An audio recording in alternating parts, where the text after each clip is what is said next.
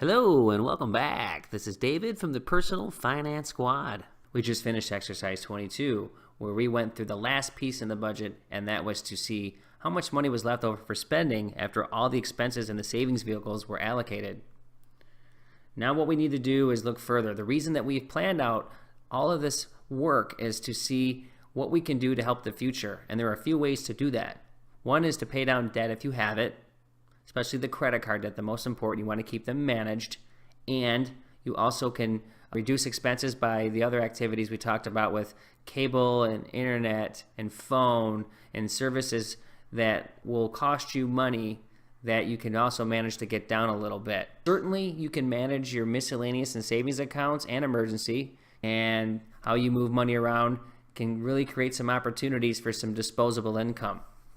So again, scrub that budget, make sure it's intact, make sure you're getting what you want, but also make sure you're treating yourself, but also paying that debt, and most importantly, planning for your future. Remember, we've used examples where there's a 401k involved, and if you don't have a 401k, there's other vehicles to invest in, which we'll get into later in our book, but the whole point is you have to do all of these at the same time. It's a personal business, and it's very important that you manage it properly. So what we did in exercise 23 is to build toward a personal goal. And what we talked about was, yes, the base example, it was building Jasper toward purchasing a home. But it could also be for a wedding for your daughter, for example. It could be a retirement party, graduation party. It could be anything.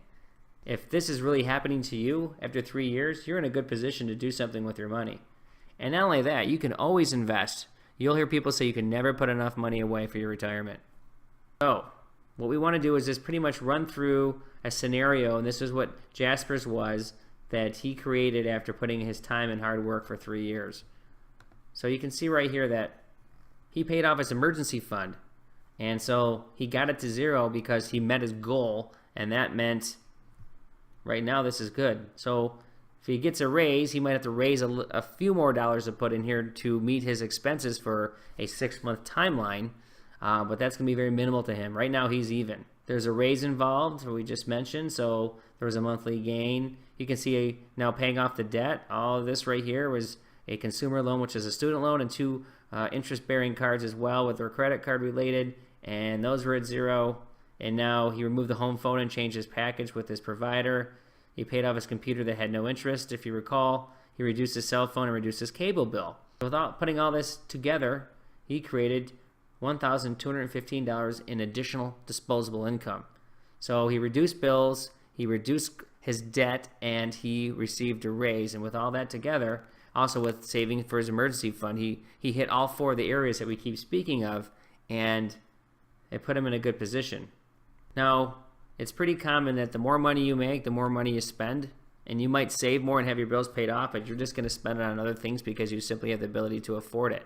So you can see right here that the example Jasper chose is he added pet insurance or like a wellness plan. Sports and leisure raise, his life insurance he had to start paying for because his employer was not going to cover it any further. He wanted to add a line for travel, and he wanted to have something for clothes. So these are certainly monthly expenses that afford him more ability to do things and pretty much will allow him to save more or have more money for spending efforts as he chooses to do.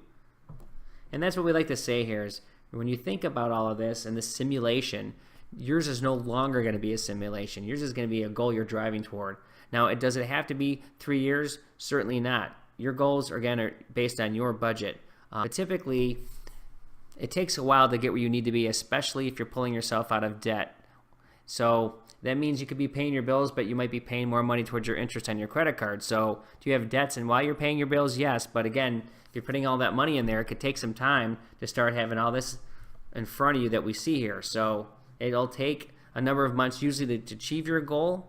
And the good idea is just to look at this on a yearly basis. Look out for maybe the 3 years if you want, or 2 years, or 18 months. But just get that full year in, and just be really disciplined managing month to month. Because every month you do this the correct way, you're going to feel really good about yourself, and it's going to keep building. And that's the snowball effect we do alike. So what you also want to think about in the last piece of this is what is the kind of money that you could save. So we go down a little further and we look back in the exercise that Jasper had, and we see here that based on his income, he saved $42,511. Now, we need to break this apart a little bit. We can see there the bonus checks, right? We've talked about that. If you've set up your paycheck structure, these bonus checks should be coming to you either twice a year or 4 times a year, depending if you're weekly or you build it in as a monthly, and you take money aside every month to put it into a slush fund, just because of the pay cycle. Now, college fund in this case is what he chose. You may not have one of these, but this is more of a way of saying that this is money that went into that. So really, this money really would come off the $42,000, but the money was at least put away for his son. Rainy day, we've talked about, again, that's for mature budgets. So just for effect of this exercise, he did save this money.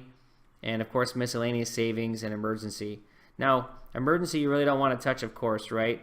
But figuratively speaking, these two, the savings and the miscellaneous, probably were touched at some point. They're there for short-term things to pay off unexpected and planned items. So would all that money still be sitting there? Probably not.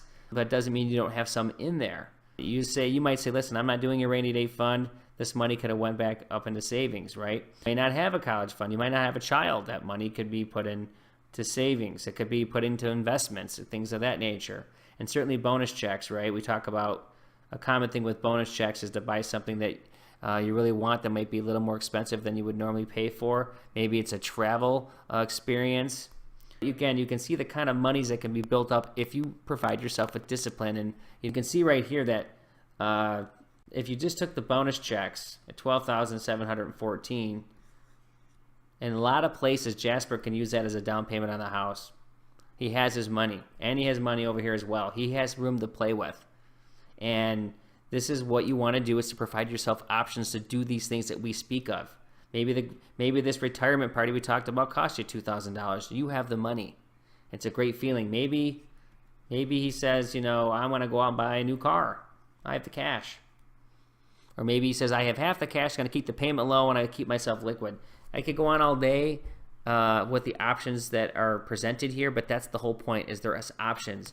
So stick with your budget, stick with your plan, and this is, again, more of an informational exercise. This isn't really one that you need to track. You certainly can make yourself a grid here and see where you're stacking up with all these vehicles, which your numbers hitting, and that's a nice positive way to look at your confidence in the goals that you're creating for yourself. So leave it up to yourself, but we just want to, again, we want to look at all the results of the hard work, and this is the kind of thing that you can achieve. Okay, so that's going to do it, and we're going to get to exercise 23, and that will get into about lowering costs, your budget, and what we're saying here, these are for folks that really need to make some changes in their lifestyle needs in order to really meet the goals if you're more saddled with for debt that you need to pay off. So we thank you for joining, and we will see you in the next video.